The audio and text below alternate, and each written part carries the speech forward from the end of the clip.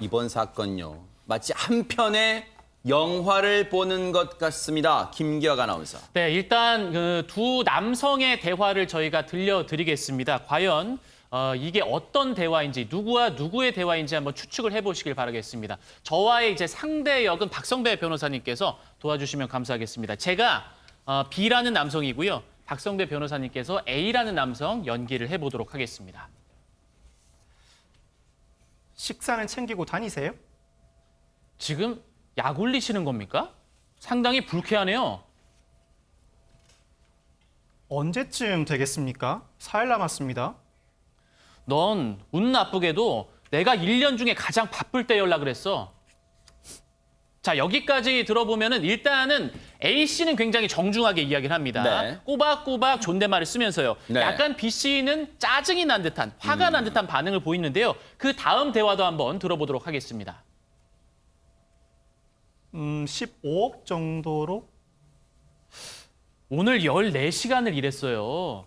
일단 편히 자고 다음에 얘기합시다. 네, 죄송합니다. 휴식하세요.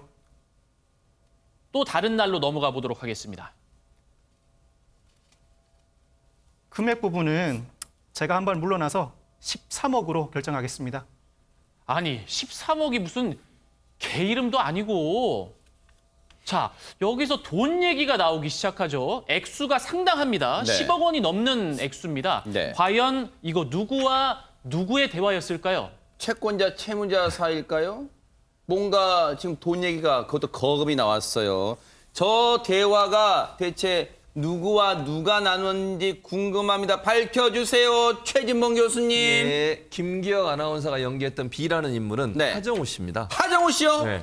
그리고 A라는 인물, 박성배 변호사가 연기했던 A라는 인물은 해커범입니다. 하하. 그러니까 잘 알려진 것처럼 이제 하정우 씨 전화를 해킹을 했잖아요. 네. 그래서 그 해킹한 걸 보내서 협박을 하고 있었는데 아하. 그 협박하는 과정에 나온 얘기예요. 아. 근데 놀랍게도 보면 하정우 씨가 훨씬 더 여유가 있어요. 그러네요. 저는 얘기 보면 뭐 네가 14시간 잠도 못 잤다. 13억이 무슨 개 이름이냐 이런 얘기 하는 걸 보면 끌려다니는 게 아니라 도리어 제가 볼 때는 이 협박범, 소위 해커범이 네. 훨씬 끌려다니는 모습이에요. 아하. 죄송합니다. 예컨대 뭐 좀 금액을 낮추겠습니다. 이런 얘기를 하게 되는데 네. 일반적으로 가해자와 피해자의 모습이 전혀 아닌 모습으로 나오는 걸 보면 네. 하정우 씨가 잘 대처를 한 걸로 보여지고요. 네. 이게 결국 이제 보름 넘게 주고받은 대화를 지금 몇 개를 소개해 드린 거거든요. 네. 그래서 하정우 씨가 힘들고 어려웠다 이런 얘기를 해요. 저 네. 협박을 받는 동안 고통스러웠다고 얘기하면서 네. 일도 해야 되고 저런 협박 받으면 문자 답장도 해야 되고 너무너무 힘들었다. 그러나 해킹범에 끌려다니고 싶지 않았다. 이런 얘기를 밝히는 걸 보면 참 잘 대처했다. 이런 생각이 듭니다.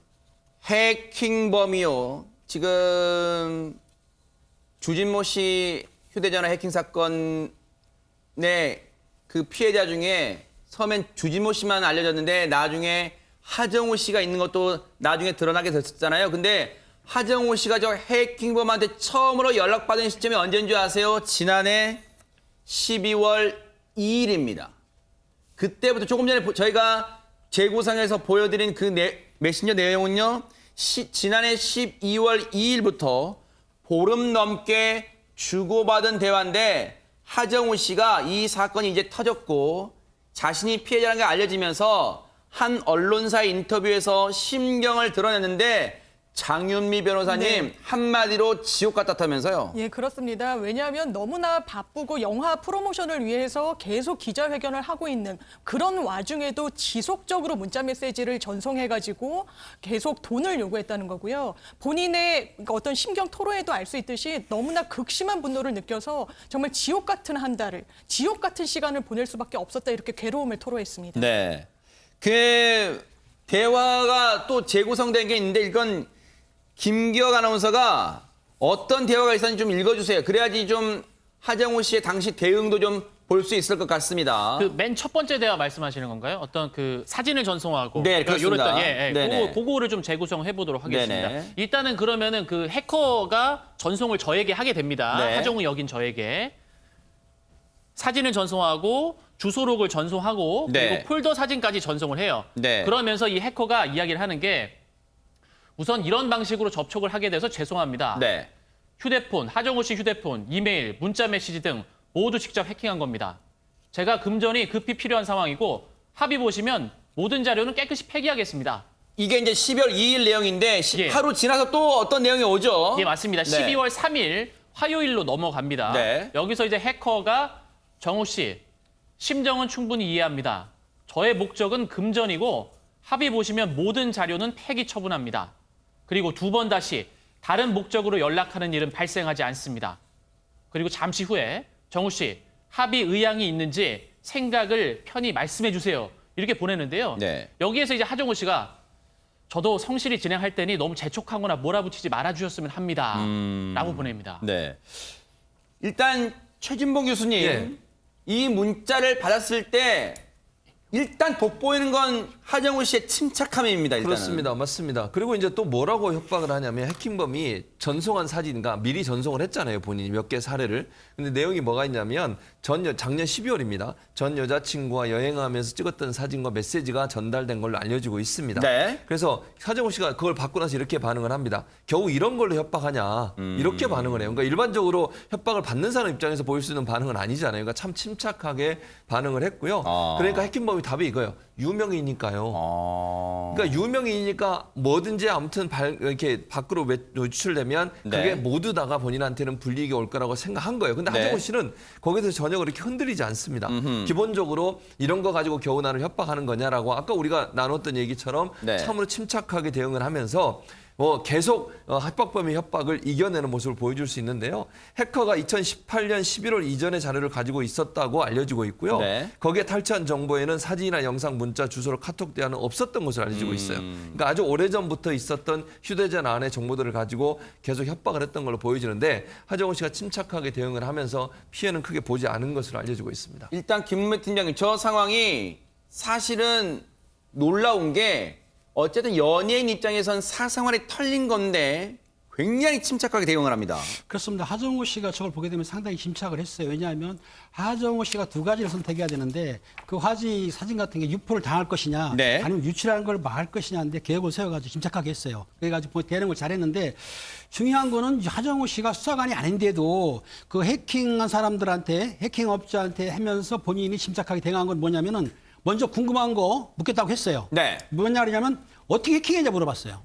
아 어떻게 해킹했냐? 본인이 답변했어요. 클라우드 네. 해킹이라고. 그런 다음에 어디에 있냐? 네. 해외에 있냐? 본인이 국내에 있다고 했어요. 네. 이런 거 사실은 내가 지금 해킹을 당해가지고 심정이 불안하고 또 초조감 있는데도 불구하고 하기 쉽지 않은데 하정우 씨가 이걸 했단 말이에요. 그러면서 아마 계속 대화를 유도했기 때문에 그 해커가 오히려 하정우 씨를 협박하고 하정우 씨를 손안에 줘야 되는데 네. 오히려 하정우 씨가 해커하고 대화를 하면서 해커를 오히려 손바닥에 놓고 주무는 거라 그런 상황이 된 거예요. 네. 그런데 사실 하정우 씨와 해커에 대해 앞서 몇 장면 재구성해봤지만요, 김규현 아나운서. 네. 사실은 언뜻 보면 동문서답식의 대화인 것처럼 보이기도 해요. 왜냐하면 서로 약간 기싸움식의 대화가 오가고 있습니다, 지금. 예, 맞습니다. 이 하정우 씨와 이 해커의 대화를 살펴보고 있으면은 이 하정우 씨는 침착하고 그리고 해커는 뭔가 집요하게 요구를 하면서 이 두려움을 이끌어내려는 모습을 좀 보실 수가 있습니다. 네. 그 대화 내용 하나를 더 재구성을 해보도록 하겠습니다. 네네. 자, 이번에도 박성배 변호사님 도와주시길 바라겠습니다. 네. 자, 먼저 해커의 대화입니다. 입맛이 없더라도 식사는 잘 챙기세요. 지금 약 올리시는 건가요? 실내 얘기하실 거면 예의는 지키셔야죠. 아니, 하루 종일 오돌오돌 떨면서 오돌뼈처럼 살고 있는데 네. 약간 이제 농담을 좀 던진 것 그러네요. 같습니다. 네. 자, 그리고 나서 그 뒤에 계속해서 해커가 돈을 요구합니다. 네. 그러니까 여기에 대해서 하정우 씨가 이렇게 이야기를 합니다. 아까 나왔던 13억 얘기 나오고요. 이어서 그러면 내가 너한테 배밭을 줄 테니까 그거 한번 팔아보든가. 배밭? 땅 말이야, 땅. 그 땅 팔아보라고. 이렇게 이야기를 하는 거죠. 그러니까 해커는 배밭에 대해서 잘 모르는 듯한 네. 그런 반응을 보였습니다. 네. 그리고 그 뒤에 이어지는 대화 바로 가도록 하겠습니다. 당장 입금하라는 말이 아니라 몸 챙기면서 일하세요. 저도 너무 안 통하는 사람 아닙니다. 여기서 하정우 씨가 팽하라는 이모티콘을 보내게 됩니다. 아. 그러니까 하정우 씨가 어떻게 대처를 했는지 이 대화만으로도 분위기가 감지가 되는 상황입니다. 지금 저것만 봐도 해커는 어떻게든 협박, 공포, 불안감을 조성하려고 합니다만 최재문 교수님 안 네. 넘어오는 것 같아요 지금. 안 넘어가요. 네. 그러니까 저게 사실은요. 해킹범 입장에서는 끌려다니는 꼴이에요. 제가 볼 때는. 그러니까 제대로 지금 협박을 못 하고 있는 거죠. 하정우 씨가 이 사람을 적절하게 밀고 당기기를 하면서 자기 페이스로 끌고 가는 모습을 보여주고 있어서 네. 팽화라고 하는 저 이모티콘 저도 있습니다만 저거는 웬만히 친하지 않으면 보내지 않는 거거든요. 인사할 때 쓰는 거잖아요. 네. 그런데 저거를 해킹범한테 보냈다는 말은 하정우 씨도 어느 정도 마음속에는 이 친구가 내가 어느 정도 조절이 요리할 수 가능하구나 있겠구나. 이런 생각이 한 것 같아요. 그렇지 네. 않으면 저렇게까지 보낼 수 없을 텐데. 네. 그래서 돈을 받기 위해 돈을 받기 위해서 요구하면서 금액도 낮추고 이렇게 하는 해킹범의 모습을 보면 네. 사실은 하정우 씨가 한 수 위에서 네. 능수능란하게 이끌고 가고 있다는 걸 보여줄 수 있는 것 같습니다. 결국 그 뒤에 이어지는 SNS 메신저에서는요. 김기현 아나운서 해커가 결국 하정원 씨한테 무릎 꿇는 장면까지 연출되는 것 같아요. 예, 맞습니다. 네. 이 날짜가 얼마 안 남았다고 이야기를 하는데 하정우 씨는 굉장히 여유 있게 대처를 하니까 죄송합니다, 형님. 죄송합니다 형님까지 나왔어.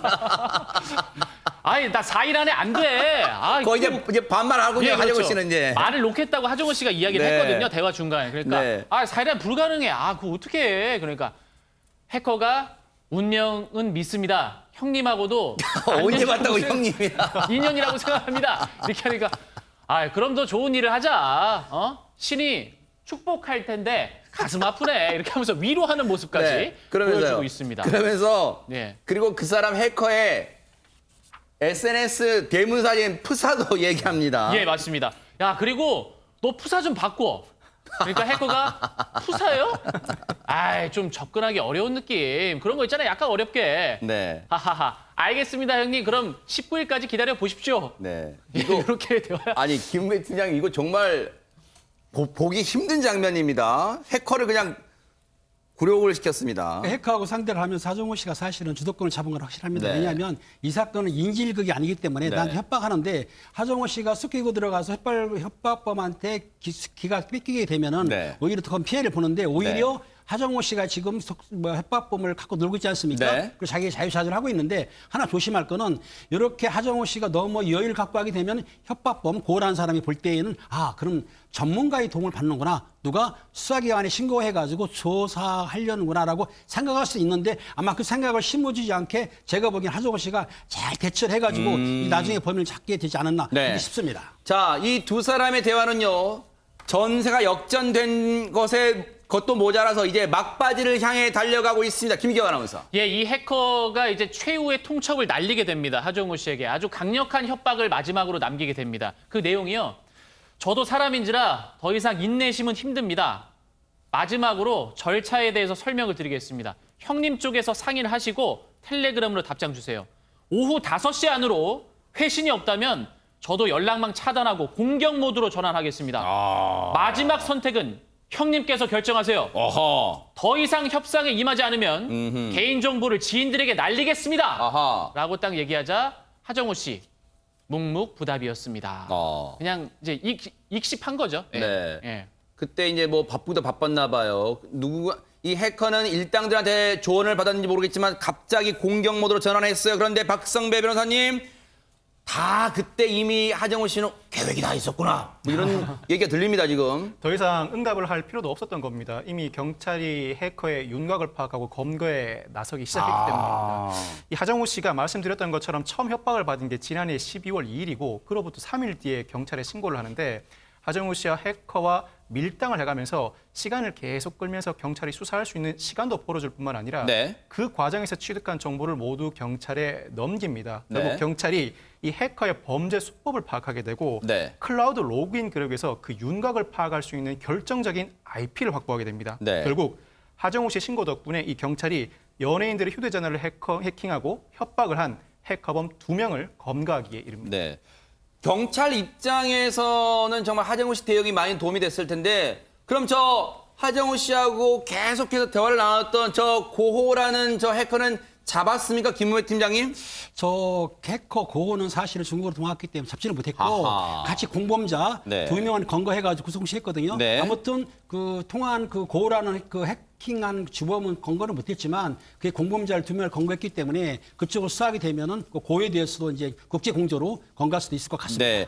그런데 장유미 변호사님 네. 우리가 SNS 대화 내용을 글로서만 보니까 하정우 씨가 상당히 여유 있게 해커를 요리했다고 판단하지만 저 대화를 나눌 때 하정우 씨 등에서는 식은땀이 흘렀을 수도 있어요. 네, 당연히 그랬을 수밖에 없을 겁니다. 본인은 굉장히 알려진 연예인이고 또 계속해서 작품 활동을 해야 되는 위치에 있기 때문에 뭔가 자신의 개인정보가 유출된다는 걸 생각만 하더라도 상당히 끔찍했을 수밖에 없을 것 같고요. 그래서 하정우 씨가 본인이 이제 걷기에 관한 책을 낸 것으로도 유명한데 내가 걷지 않을 수가 없었다. 이 고통을 계속 해소하기 위해서 이런 얘기도 했고요. 다만 좀 기지를 발휘했던 끝에 이런 이제 그 일당이 잡힐 수도 있었고 또 하나의 다행인 점은 본인에게 계속해서 억대의 자금을 요구했지만 결코 이제 거기에 응하지 않아가지고 금전적인 손해는 보지 않았다는 데 있습니다. 천만다행이고요. 그리고 정말 그 기지가 침착한 기지가 이 해커들의 공범을 검거하는 데 결정적 역할을 했던 것 같습니다. 정말로